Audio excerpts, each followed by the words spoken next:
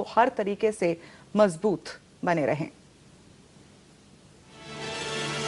Doctor Saranjit भी हमारे साथ इस चर्चा में जुड़ गए हैं। डॉक्टर साहब, आपसे जानना चाहेंगे, एक मासूम सी बच्ची के ऊपर हमने देखा कि एक बड़ा आदमी उसके पैरों पर चल रहा है।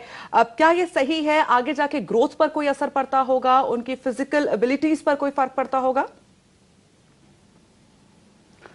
देखिए, अभी तो फिलहाल मैं आपसे यही कहूंगा कि अभी सिर्फ और सिर्फ एक पहलू पर हमारी नजर जा रही है।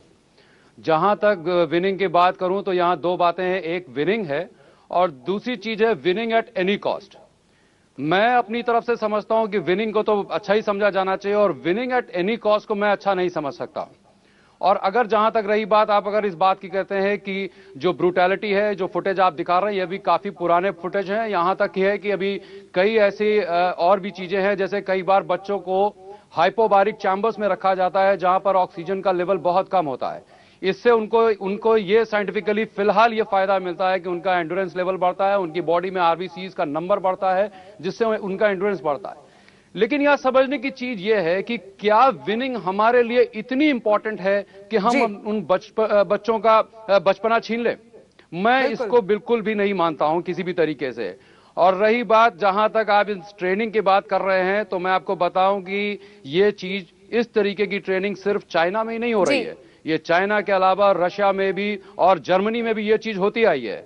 और मैं आपको बस छोटा सा एक एग्जांपल देना चाहूंगा यहां पर कि 1968 के जो मैक्सिको ओलंपिक्स हुए थे, उसमें ईस्ट जर्मन्स को 9 गोल्ड मेडल्स मिले। और फिर उसके बाद 72 के जो म्यूनिक ओलंपिक्स थे, उसमें इन्हें 20 गोल्ड मेडल्स मिले। फिर उसके बाद 1976 का जो मॉन्ट्रियल ओलंपिक था, उसमें ईस्ट जर्मन ने 40 गोल्ड मेडल जीते। बिल्कुल, तो हम लगातार बातचीत कर रहे हैं। अब ये एक 17 नहीं प्लीज मुझे खत्म करने दीजिए कि 17 मिलियन की छोटी सी आबादी वाला कंट्री किस तरीके से 4 साल के डिफरेंस में अपने ओलंपिक्स आउटपुट को डबल कर देता है।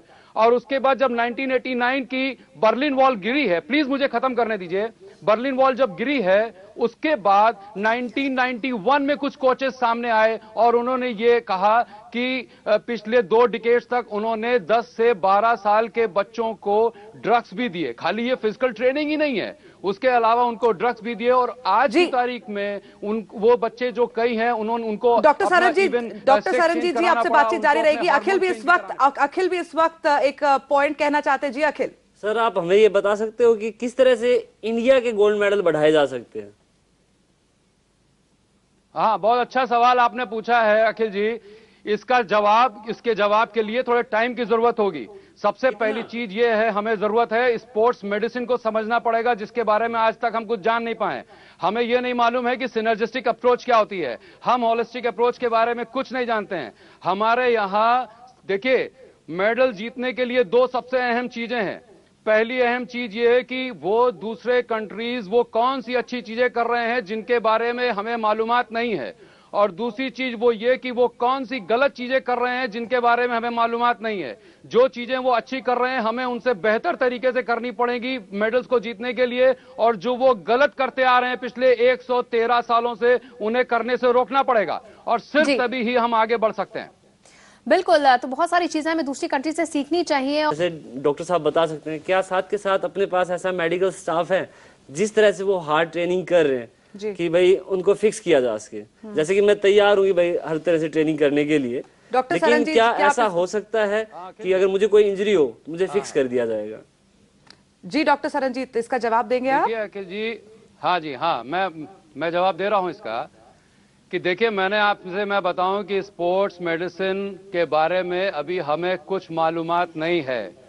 मैं आपसे फिर ये बात कह रहा हूं कि जैसे अभी उन्होंने कहा कि 8 साल के बच्चे को सिलेक्ट किया जाता है, तो वो गलत हम लोगों को नेशनल कैंप के अंदर जाने के बाद ही पता लगता है, पहले ये सिलेक्शन हो जाता है जीन लेवल पर कि उसे किस स्पोर्ट में डालना है, और अगर वो किसी टीम स्पोर्ट में होगा तो उसका क्या लेवल होगा, किस पोजीशन पे वो खेलेगा, वो भी डिसाइड हो जाता है।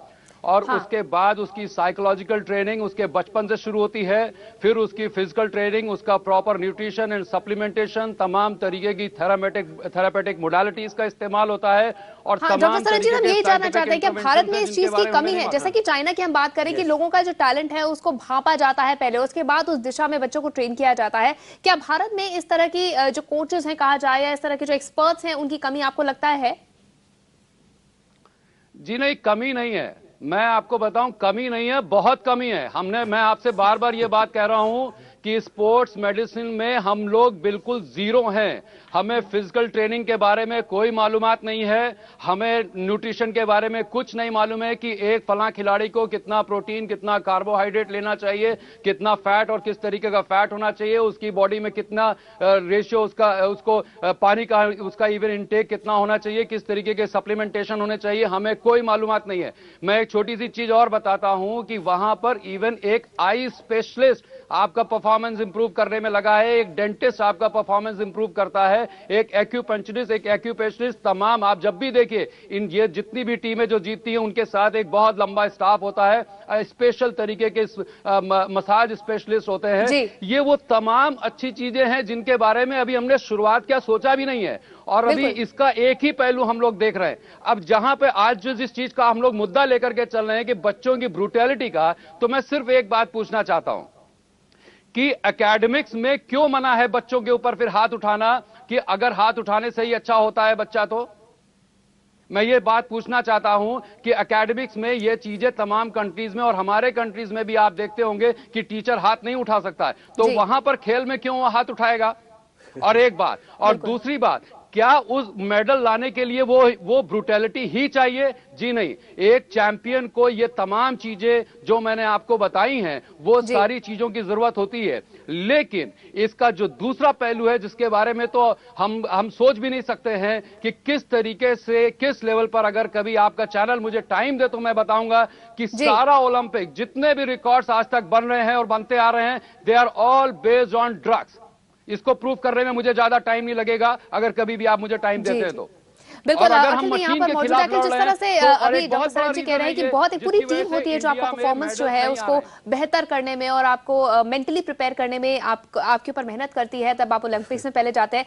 आप तो फर्स्ट हैंड एक्सपीरियंस वाले हैं, आप बताइए, इस तरह की मेडिकल फैसिलिटीज मिलती हैं? कोई मनोवैज्ञानिक होता है जो आपको बताता है कि अपने लक्ष्य पे फोकस रहिए? किस तरह की टीम आपके साथ रहती है जब आप ट्रेनिंग कर रहे होते हैं ओलंपिक्स के लिए? बिल्कुल, उनकी बात पूरी तरह सच है। और रही मेडिकल स्टाफ की बात, जाने से पहले शायद आपने भी सुना होगा, कोई फिजियोथेरेपिस्ट नहीं है एक्सपर्ट, बॉक्सिंग टीम पे साथ आ रहे हैं खेलों के अंदर जी। लेकिन बहुत सारी कमियां अगर वो सुधर जाएंगी तो बहुत कुछ हो जाएगा। बाकी रवि सर, आपको काफी आंकड़े जानकारी है आप आंकड़ों में, तो आप बताएंगे तो ज्यादा अच्छा रहेगा।